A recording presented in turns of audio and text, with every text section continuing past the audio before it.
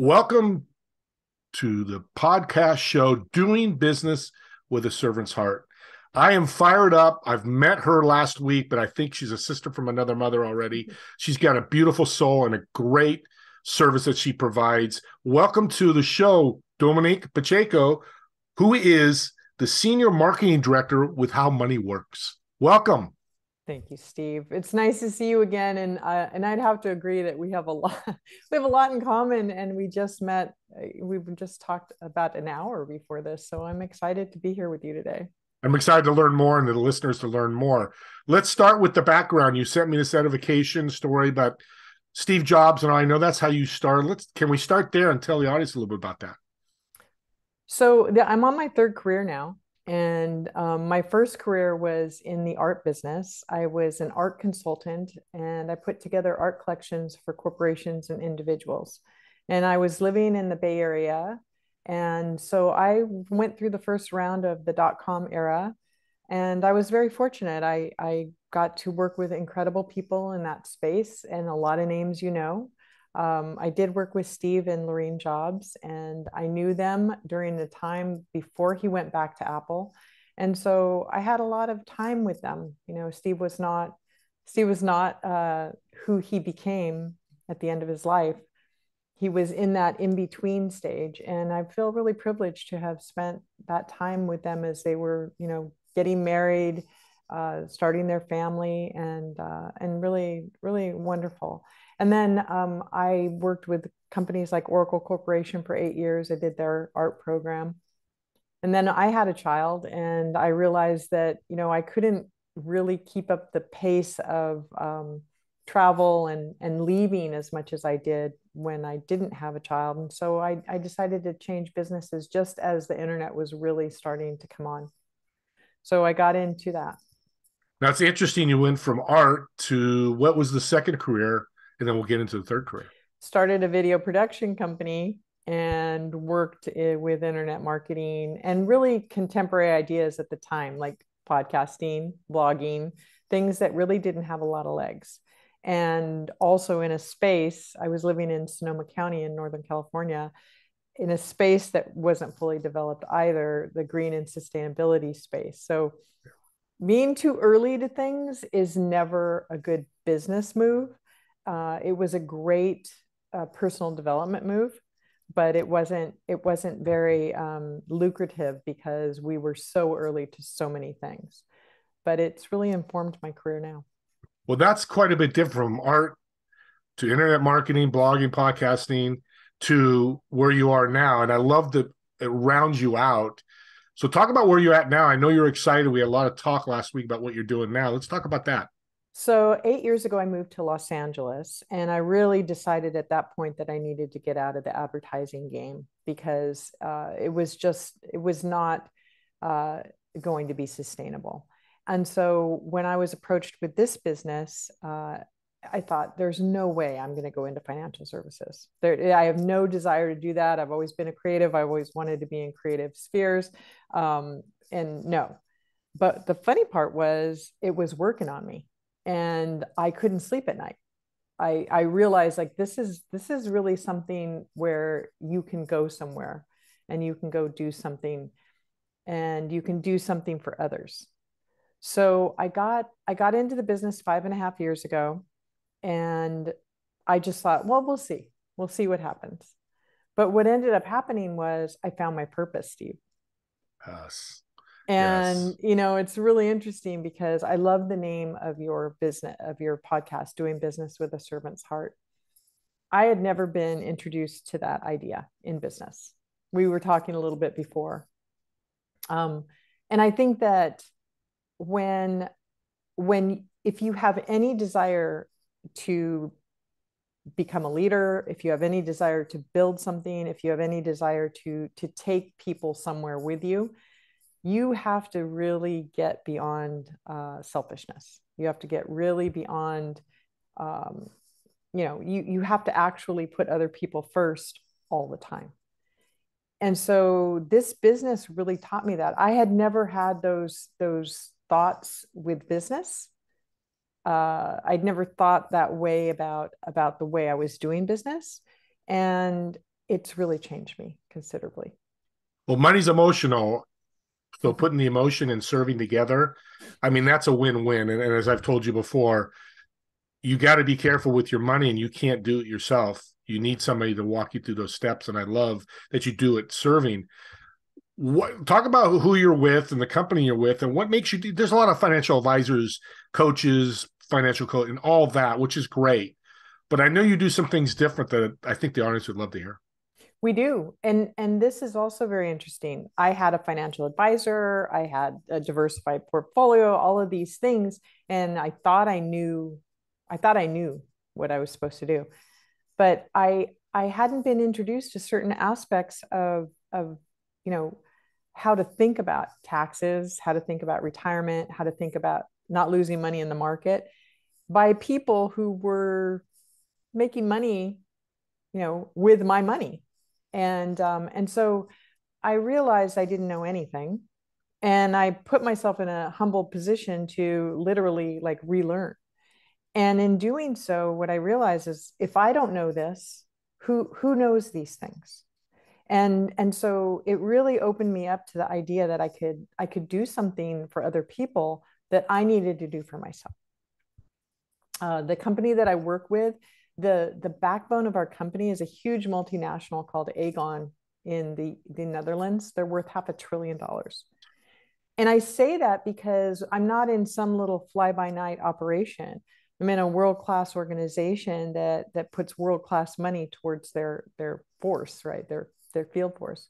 So I'm part of a huge organization that's about anywhere between 50 and 80,000 agents at a given time. So World Financial Group is the broker dealer for the insurance piece of that business, and Transamerica is the broker dealer for the securities piece of the business. So we are a full service brokerage, and I don't have any inventory. So I don't look at you and go, oh, I need to sell you that. In fact, I don't get paid. I work for free until I help somebody. And so what that is all about is that I then need to bring that person the best possible solutions. And when I do that, I get paid a commission by one of the over 200 companies that I work with. And it puts the client in the position of being taken care of. And I don't have to say, well, if you don't buy this, I don't make money. What I can say is, look, as we look to see what your landscape looks like, let's find the holes in your boat. Let's find the best solutions for you. Let's have all those conversations nobody else is having with you. Customized financing is what you're telling me. Steve Ramon is good, right? Go ahead. Absolutely. No, I was going to say everything it's kind of like a bespoke solution, right? And so I love that, but I also love that we have the tough conversations with people. What happens when you get older and maybe you don't have children, or maybe you're not married and you get sick? What happens when the market crashes and you're watching tens of thousands of dollars out of your 401k go, or an IRA that you've had sitting there, or any number of places that your money is not being attended to? When you're having those conversations with somebody who's getting a 35% return on the market, as people have been getting in these past few years of this bull run, it's kind of difficult to get them to shift out and go, oh yeah, I want to protect myself on the downside. No, people are like, I want to see how long this is going to ride. Yeah. As we were talking about, money does weird things, right? So it's human nature to want to maximize, but it's not necessarily human nature to think of the worst case scenario. Yeah. Greed is probably a word that comes in my head when you're talking about that. And that could be in a good way, but can be really in a bad way. Financial advisors or people that handle your finances, you've got to be careful. I've heard many horror stories, which is I love that you do it for free to see what they need fixed. You cannot give somebody, I actually had somebody come on Zoom yesterday and she basically came on and did not want to do a financial needs analysis. She did not want to look at what was going on. She just wanted me to come back with a solution. And it's a very uncomfortable conversation to have with somebody, to be able to say, look, that this isn't the way that I work.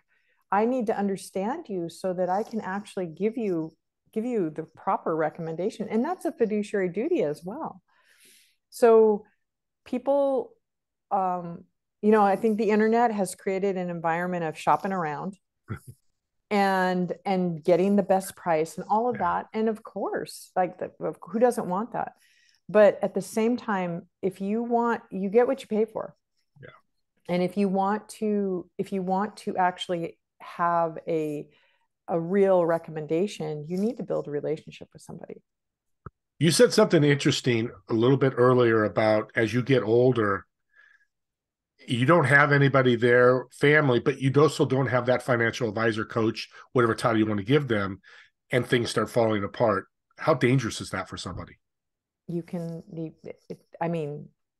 I think that more and more we're going to see how dangerous that is, because we're heading into volatility. Warren Buffett says that, this is going to be the most volatile of times, and has said one of the areas that we concentrate in and we bring to people's awareness is index accounts that have 0% floors, meaning that if the market crashes, it stops you from losing your principal. I didn't know about this stuff. So Warren Buffett says that for the millennial and Gen Z, the place to put their money is in index accounts. He has gone so far as to bet his hedge fund buddies $1 million to beat him in the market against index. And of course he won. So these are concepts that are not widely known. And also they tend to be conservative. Yeah. But here's the deal. Yeah. Listen to this. You'll like this, Steve. The long-term benefits of investing can really be seen in the S&P 500 when you follow it. The average, what do you think the average of the stock market is over the last 100 years? How much money do you think people make on average in terms of a rate of return? 5%? It's 6-ish. Wow. Right? Yeah. So which most people would say 30, most people say big numbers, right? Double digits at least. Yeah. And yet the S&P over the last 85 years, the average has been close to 11%, almost double that of the stock market. And get this, in the down years, it's averaged around -12, okay? Something in that range. I'm not giving you real numbers. I'm kind of just riffing right now. But here's the deal. In the high years, it's almost 20%. So when you're in a place that averages those kinds of rates of returns, and then you have a 0% floor, what can that do for you? You don't have to recover from those losses, because a 10% loss is actually necessitates a 20% gain in order to get your money back. Yep. So those things don't happen every day, and it takes time. And if you're older, to answer your question, you just don't have the time to recover. And we're heading into a period right now, as we can see, hey, Amazon lost 50% of its value this year. Never thought we'd see it. Amazon. If we talk about Facebook or Meta, whatever they're calling themselves these days, I think it's 75%. Yeah. Tesla. I mean, all of these, like what would have been blue chip stocks, right? In the old days, that the tech sector has definitely matured and taken a hit. Yes. And I've got to say, audience, I cheated because I'm in the finance industry. I do some things, so I know those numbers. So I kind of knew what it was. But you're right. Most people will tell you 10, 15, 20%, on average. And and we'd all take 5% a year. For the next 20 years, I think we'd all be very happy if you took my money and did that. One thing about finances that is really interesting to me is, you said it earlier, is somebody doesn't fit you, people still try to push through them, meaning you're not a fit, but I can still help you. Yeah. You said something earlier that I want to really talk about that's serving is, if somebody's not a fit, what do you do? It's such a good question. And I think it's very, very important. So if somebody's not a fit, right away. They know right away. And that's what's important. So you always leave the door open is number one. And then, so I follow this guy who you may have heard of in New York named Ryan Serhant. And he is an incredible real estate broker. He's sold billions of dollars this year in real estate. And I follow him because I think that his ideas about sales are very interesting. He has the 3 F's: follow up, follow through, and follow back. So you never like throw somebody away. You always provide value to them. So for me, I'm going to follow up with people until they tell me not to, with as much valuable information as I possibly can. So whether that's, sometimes, like, I actually have not looked today to see what the market's done today. So I'll look at my stock app. Oh, look, today they took the losses. The last 2 days it's been up.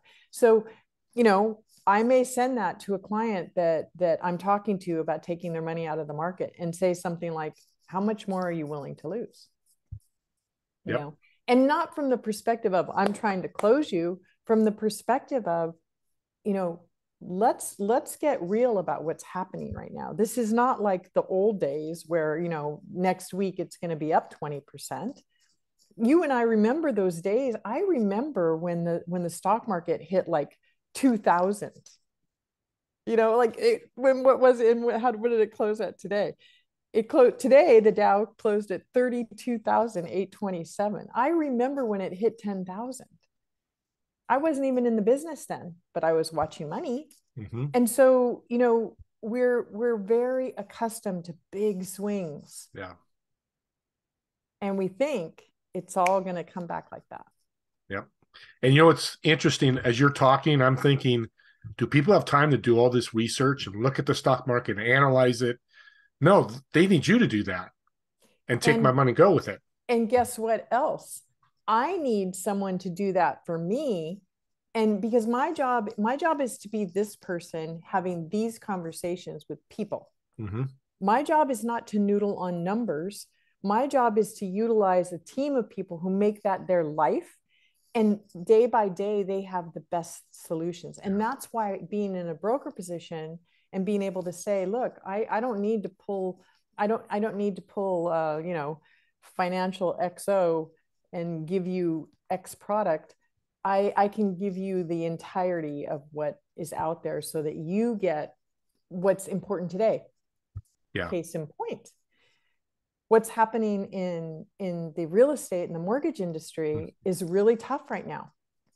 And what's happening is they're not able to offer loans that people can afford the monthly.